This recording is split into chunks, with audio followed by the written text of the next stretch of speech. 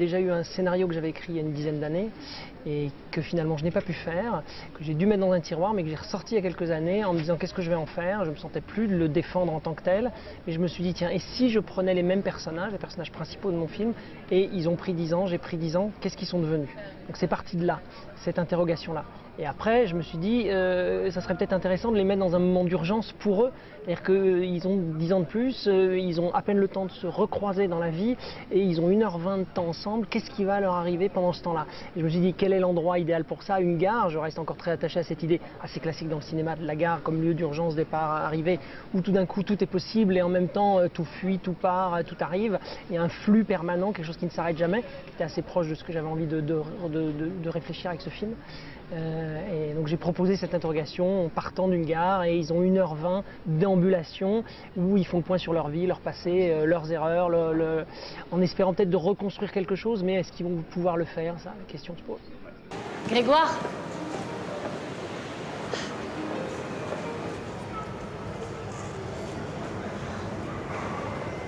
Tu pars, t'arrives?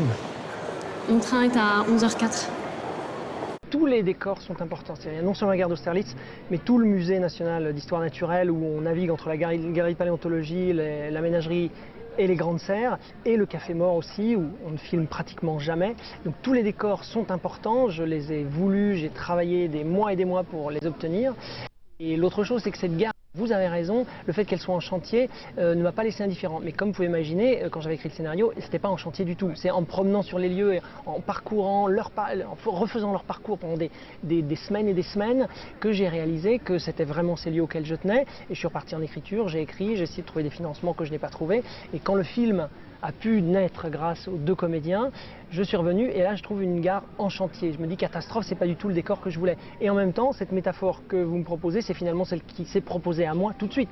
C'est-à-dire oui, leur vie est en chantier au moment où ils se croisent. Qu'on est complètement raccord par rapport aux propos du film.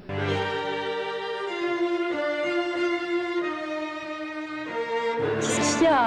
T'es belle. Merci. Quand vous tournez en plan séquence, il faut que vous soyez en mode 200% de confiance avec les comédiens. Et inversement, que eux vous fassent complètement confiance. Parce qu'ils vous donnent tout. Ils se mettent à nu. Quand on tourne un plan séquence de 10 minutes, qui reste tel quel dans le film, parce qu'on n'a pas le temps de faire des plans de coupe, et le principe du film n'est pas de faire des plans de coupe, c'est de rester dans les plans séquences, ils donnent tout. Ils sont là complètement. Moi, quand j'ai refermé le scénario, je me suis dit c'est super, mais c'est de la folie. C'est de la folie, quoi. C'est un plan séquence. On a des passages où on jouait, on s'est dit en tournant, t'es prêt? Parce que là, il y en a pour 15 minutes, non-stop. Et en fait, ça a été extraordinaire. Ça a été peut-être même le moment de plaisir de cinéma qui a été le plus intense pour moi jusque-là. Avant la prise, c'était vivez le moment, quoi. Soyez complètement dans le moment. Et après, moi j'étais spectateur de ce qui était en train de se passer, de ce plan séquence qui était en train de se tourner. J'étais derrière, je courais derrière la caméra, j'étais le spectateur admiratif de leur travail. Et en salle de montage, on n'a pas été très longtemps en montage, il y a 50 coupes dans le film, d'habitude il y en a entre 600 et 900 dans les films. Ce que j'admirais à chaque fois, c'était leur travail, c'est-à-dire à quel point ils ne lâchaient jamais leur personnage. Pleurer sur son passé, c'est pleurer sur soi-même, ça emmerde tout le monde. Mes filles, elles auraient dit « Ouh, t'as dit un gros mot ». Ça s'appelle comment? Léa, la grande, et Chloé, la petite. Chloé. Elles ont quel âge? 8 et 6. À partir du moment où on commence une tirade, on sait qu'il ne va pas nous arrêter, quoi qu'il arrive. Et donc, nous, on a l'obligation de ne pas s'arrêter. S'il y a un petit accident, d'ailleurs, il y a des choses très belles corporellement, une sorte de valse un peu qui s'est mis. Voilà, et on n'a pas du tout fait exprès puisqu'on n'a pas eu le temps de répéter. Et ce qui est beau, c'est qu'il y a une liberté dans le corps qui naît. On est comme ça au début de chaque prise parce qu'on sait qu'il y en a pour un petit moment et on espère que le texte suivra, etc. Et puis tout d'un coup, il y a quelque chose qui lâche. En tout cas, moi, je sais que quand je rentrais le soir à la maison, après avoir vécu tout ça, il y avait une sorte de bonheur d'avoir traversé tout ça, que ce soit avec ou sans encombre, mais de l'avoir vécu et de cet apport d'adrénaline et de liberté qui naissait pour un comédien que je connaissais pas trop. Il y a un truc physique. De trucs de physique, d'artisanat, d'avoir donné son corps à quelque chose et d'avoir traversé une épreuve qui est souvent trop coupée dans les films plus conventionnels par des chants contre chants ou par des minutages où on n'a pas le temps on n'a pas le temps de faire tomber la carapace. Et il y avait beaucoup de ça en fait. L'idée c'était d'être le plus ouvert possible. C'était très écrit, les personnages étaient très construits, c'est pour ça que l'un et l'autre m'ont donné leur accord avant qu'on travaille ensemble. Et dès qu'on a commencé à travailler ensemble, je les ai surtout écoutés. C'est-à-dire que comment est-ce qu'ils voyaient les personnages, comment ils voulaient se les approprier et leur laisser un maximum de marge de liberté. De toute façon, à partir du moment où on dit clap de début, clap de fin, c'est eux qui font, c'est un peu comme l'expérience du théâtre. Ils sont ces personnages qu'ils incarnent complètement pendant le temps de la prise. Si Léa pouvait arrêter de gesticuler dans tous les sens, ça nous ferait des vacances. Mais si Chloé pouvait arrêter de provoquer sa sœur, ce serait pas mal non plus. Ça crie, ça hurle, je crie, personne n'écoute. Super. C'est la petite qui provoque la grande, c'est ça? Ouais. La gestion des conflits, j'en peux plus, je connaissais pas, ça me dépasse. T'inquiète pas, ça va s'arrêter. On s'est pas préparé parce qu'on n'a pas pu. Ouais. En fait, c'était soit un challenge immédiat, et donc il fallait, comment il avait dit, on y allait à la kamikaze un peu, quoi. Ouais, c'est ça. Ou alors on attendait un an, ou quasiment, ou alors on attendait le printemps prochain. Et ça on était emballés par le truc et on s'est dit non, c'est maintenant. On s'est tous dit ça en fait, c'est maintenant. Donc on s'est pas préparé. On a fait simplement une lecture des scènes la veille, après-midi. La nuit, ça infusait et le matin, on jouait. Et ensuite, pareil, l'après-midi, on lisait les scènes d'après, et comme ça pour 4 matinées. Ouais. Et on avait eu une soupape d'à peu près 10-12 jours pour apprendre le texte, chacun de notre côté. Je sais pas comment on a fait. On n'a pas tourné chronologiquement, même si on a tourné en plan séquence. Donc toujours, moi mon travail c'était de recadrer, les mettre dans l'ambiance dans laquelle il fallait que le personnage soit.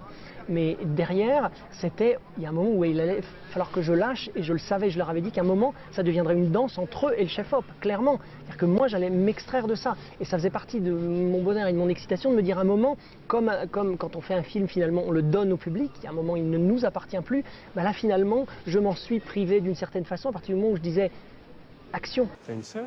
On s'est fâché pendant le coma de Frédéric. Comme avec mes parents, ils ne comprenaient pas mon attente.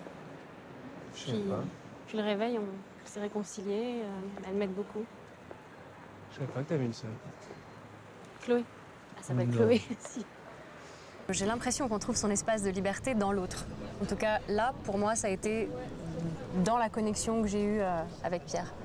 Parce que à partir du moment où on regarde l'autre dans les yeux et qu'on se connecte et qu'il n'y a plus rien d'autre qui compte que ce qui est en train de se passer, on se fiche complètement de ce qui se passe autour, puisqu'on sait qu'on va remplir l'espace à deux. Et c'est vraiment ce sentiment-là qui a été primordial. On s'épaulait énormément pendant le tournage. On se faisait des italiennes dès qu'on pouvait. On travaillait beaucoup les yeux dans les yeux, vraiment. Et je pense que c'est ça aussi qui nous a guidés à trouver cette liberté et cette confiance l'un dans l'autre.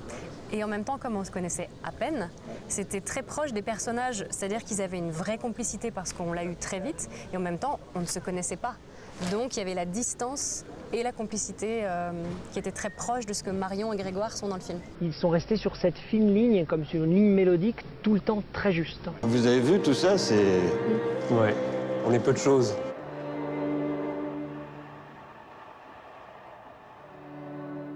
Les critiques que j'avais souvent au début quand j'allais chercher des financements, c'était « mais ça va être un film bavard de personnes qui parlent ». Et c'était ça, je ne pouvais pas contredire le fait que c'était tout le temps 2 acteurs qui allaient parler pendant 1h15. Donc j'avais un vrai problème, c'était un vrai pari de me dire non, mais ça va aller au-delà de ça. Parce que je voulais faire confiance clairement à la construction mentale que le spectateur allait se faire du film. Encore faut-il qu'il en ait envie, mais à partir du moment où il a envie de ça, de suivre et de reconstruire en fait d'où ils viennent, parce que c'est toujours compliqué d'avoir 2 personnes qui parlent d'un événement passé qu'on n'a pas vu, parce qu'il ne s'agissait pas de faire de flashback du tout, mais d'avoir 2 personnes en direct qui parlent de leur passé, sans exclure la personne qui écoute. Enfin, imaginez-vous dans une conversation autour de café, autour de vos amis, combien de fois il vous est arrivé d'être avec 2 amis qui tout d'un coup raccordent ont une blague, ont une private joke ou se font un « ah oui, t'as vu » un petit clin d'œil et nous on se sent exclu. Ça, c'était l'idée d'être dans ça, mais d'inclure la 3e personne, à savoir le spectateur. Le spectateur était tout le temps pour moi central dans ma conception, dans ma fabrication du film, qu'il lâche jamais, donc lui donner suffisamment pour qu'il arrive à construire mentalement leur passé ou ce qu'il s'imaginait de leur passé, se faire son film à lui, puisqu'on est effectivement avec avec eux dans ce jardin des plantes, mais ils se racontent des choses du passé, donc on reconstruit, pas dans l'ordre chronologique forcément. Donc c'était un puzzle que je propose au spectateur de recomposer à sa façon et d'interpréter comme il veut. Je lui donne un certain nombre de clés, mais aussi volontairement il y a des choses qui ne sont pas dites pour laisser un peu de suspense quand même. C'est pas un film d'action, donc il faut quand même tenir le spectateur jusqu'au bout, essayer en tout cas, et lui donner des clés et des points d'interrogation. Je me rappelle qu'on s'est dit comment les gens vont tenir pendant 1 heure et quelques juste sur nous deux, quasiment que sur nous deux. Et finalement, l'évolution de nos personnages, le fait que le mien soit un petit peu en dessous au début et puis finalement se réveille et prend le pouvoir et que lui se laisse embarquer, fait que le spectateur suit. Et donc ça, c'était une énorme surprise et un soulagement aussi. Parce que c'était un pari de se dire, ils vont tenir sur nous. Et finalement, il y a des choses assez belles, qu'il y a des moments de grâce qu'on voit, qu'on ressent quand on voit le film. À des moments, on se dit, ah tiens, là c'est beau. Vous arrivez ou vous partez? Je comprends plus rien, moi.